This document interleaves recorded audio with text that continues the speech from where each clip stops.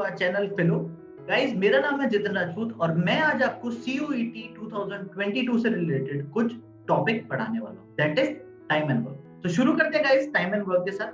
Time and work बहुत ही common, आपका aptitude में बहुत ही कॉमन टॉपिक है जो आपके बार बार पूछा जाता है और इम्पोर्टेंट है। ठीक है, तो ढंग से सुनिएगा, हमेशा ध्यान रखना गाइस। पॉइंट नंबर 1 कहता है work done will be equals to time taken multiply by the rate of work. जो वर्क डन होता है उसको निकालने का तरीका क्या होता है, जितना टाइम उस काम को करने में लग रहा है मल्टीप्लाई बाय उसकी रेट कितनी। ठीक है, इससे हम फॉर्मूला डिड्यूस करते हैं कि rate of work will be equals to 1 upon time taken. अब आप बोलोगे 1 क्यों लिखा मैंने? 1 इसलिए लिखा गाइस, जब भी हम कोई काम करते हैं हम उसे एक मानते हैं, यूनिटी मानते हैं। तो हमेशा ध्यान रखना क्वेश्चन में वर्क डन की वैल्यू हमेशा यूनिटी लेनी है। यूनिटी का मतलब होता है 1। That is the reason rate of work की वैल्यू 1 अपॉन टाइम टेकन है। ठीक है, इसी से अगला फॉर्मूला निकल जाएगा, time taken will be equals to 1 upon rate of work. तो आपको पता लगा that is the time taken and rate of work are inversely proportional to each other. इससे आपको पता लगता है these both are inversely proportional to each other. चलते हैं गाइस पॉइंट नंबर 4 पे।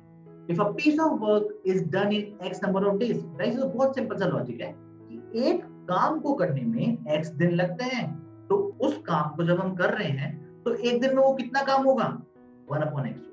ठीक है, रेसिप्रोकल कर दोगे तो आपको इतना ध्यान रखना है, अगर आपको X नंबर ऑफ डेज दिए हुए हैं और आपको एक दिन का काम निकालना है तो आप 1 अपॉन X कर दोगे।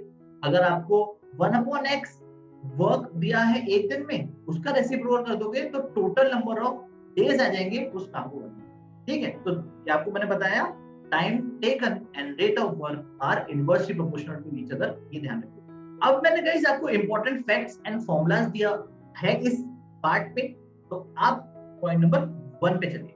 पॉइंट नंबर 1 कहता है if A can do a piece of work in n days then A's one day work is 1 upon n। तो ये हमेशा गौर करिएगा, अगर A कोई काम को n डेज में करता है तो A का एक दिन का काम कितना हो जाएगा, 1 upon n। ठीक है, और कभी कभार अगर आपको क्वेश्चन में ये दिया हुआ है कि A का एक दिन का काम 1 upon n है, तो 1 upon n का रेसिप्रोकल कर दोगे तो आपका टाइम निकल जाएगा कि A को कितना टाइम लगेगा पूरे काम को कंप्लीट करने में, n डेज में। तो ये बहुत सिंपल लॉजिक है भाई। किसी सपोज आप एक काम कर रहे हो उसमें आपको 2 दिन लगते हैं, तो एक दिन में कितना काम आएगा, 1 अपॉन 2 पार्ट उसका कंप्लीट होगा उस काम। ठीक है, थर्ड बहुत इंपॉर्टेंट है और आपके एग्जाम पॉइंट ऑफ व्यू से भी इंपॉर्टेंट और काम भी आता है कि भाई कभी कभार ऐसे बोलते हैं कि ए जो एक बंदा है is thrice as good as a workman as B. ठीक है, बोला गया है कि भाई जो बी है, ए है, वो बी से 3 गुना अच्छा है। इसका मतलब क्या हुआ कि ए और बी का अगर मैं वर्क डन का रेशियो निकालूं तो 3:1 आएगा। ठीक है, क्यों आएगा, अगर बी एक्स इफिशिएंसी है बी की तो ए की 3x हो जाएगी। ठीक है, मतलब बी एक्स डेज या एक्स काम करता है तो ए 3x काम करेगा, 3 गुना काम करेगा उससे ज्यादा। ठीक है, इसी के साथ गाइस अगर आपको वर्क डन का रेशियो पता लग गया तो उसी रेशियो का रेसिप्रोकल कर दोगे तो टाइम टेकन का रेशियो आ जाएगा। तो ratio of time taken by A and B to finish the work will be 1/3। मैंने अभी आपको बताया था कि आप टाइम और वर्क को एक दूसरे का रेसिप्रोकल करके आप इवैल्यूएट कर सकते हैं। ठीक है, अब हम सारी चीजों को समझते हैं कुछ एग्जांपल्स के थ्रू।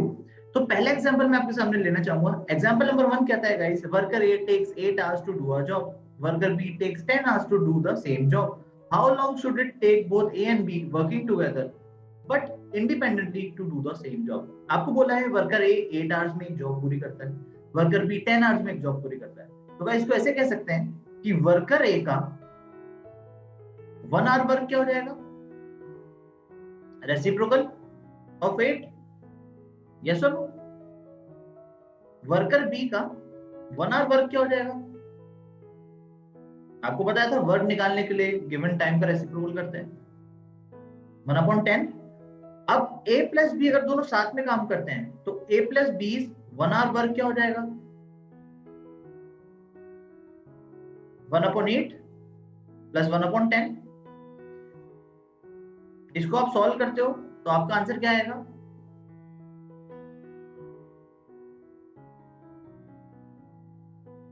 9/40। अब ये तो a प्लस बी का 1 hour का वर्क आया है, हमें क्या निकालना है, ए प्लस बी अगर दोनों साथ काम करते हैं कितने टाइम में जॉब कंप्लीट करेंगे। तो अगर मैं 9/40 का रेसिप्रोकल कर दूंगा, मतलब जो वर्क आया है एक आर का, एक आर के वर्क का मैं रेसिप्रोकल करता हूं, तो मेरा नंबर ऑफ या टाइम आ जाता है, नंबर ऑफ आवर्स आ जाते हैं जिसमें मेरी जॉब पूरी होगी। तो A plus B finish the whole work इन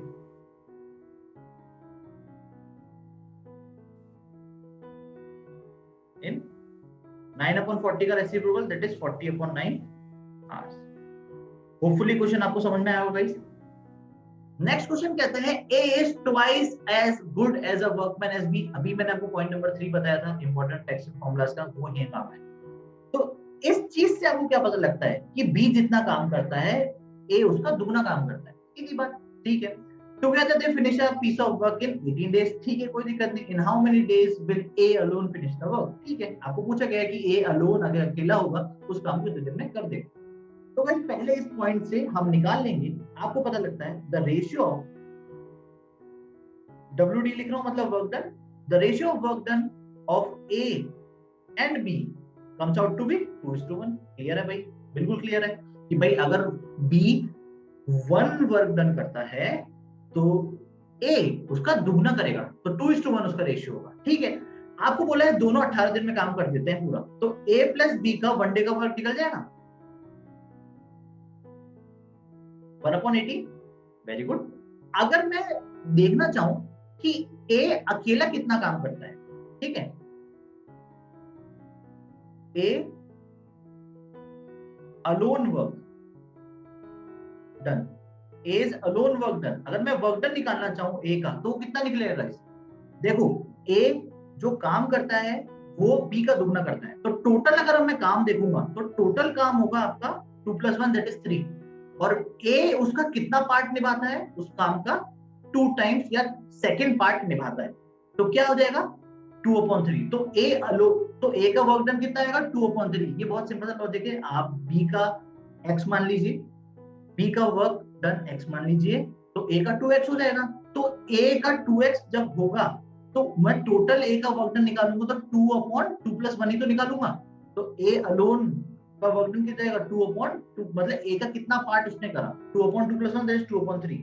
तो आपको मैंने बोला है इन how many days will a alone finish the work, a alone will finish the work, A alone will finish the work in, A का एक दिन का काम है 1/18 और A का टोटल काम है 2/3। तो एक दिन के काम को मैं टोटल काम से मल्टीप्लाई कर दूंगा तो क्या मेरा A का टोटल नंबर ऑफ डेज निकल जाएंगे, या टोटल नंबर ऑफ डेज निकालने के लिए मैं कर सकता हूँ इसको, बिल्कुल कर सकता हूँ।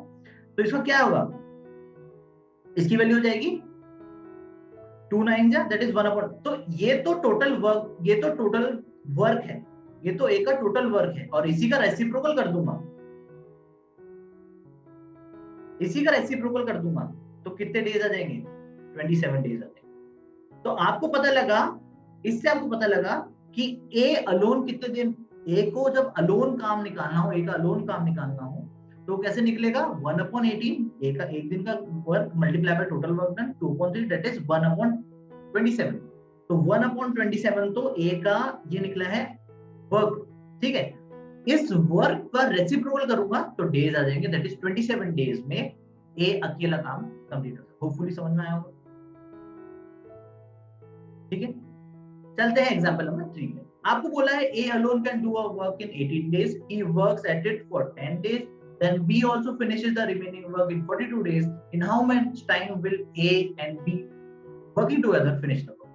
ठीक है गाइस, आपको A का वर्क बताया गया है 80 डेज में वो कर पा रहा है, तो A's 1 डे वर्क क्या हो जाएगा, A का 1 डे वर्क क्या हो जाएगा 1/80। Clear, good. तो अगर A 10 दिन के लिए काम करता है तो A का 10 दिन का वर्क कितना हो जाएगा भाई, एक दिन के वर्क को 10 दिन से मल्टीप्लाई कर दूंगा 1/80 मल्टीप्लाई बाय 10 1/8, पता लग गया। ए का 10 दिन का वर्क पता लग गया। अब आपको रिमेनिंग वर्क निकालना है। आपको पता है टोटल वर्क डन हमेशा यूनिटी होता है दैट इज 1, मैंने बोला था।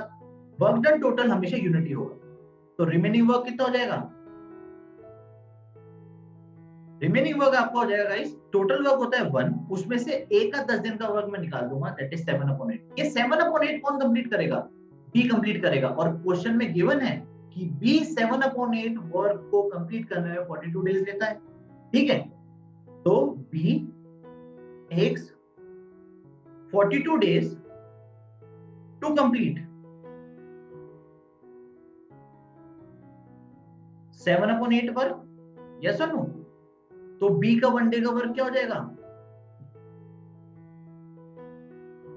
अगर भाई 42 डेज लेता है 7/8 वर्क को करने में, तो b का 1 डे वर्क कितना हो जाएगा?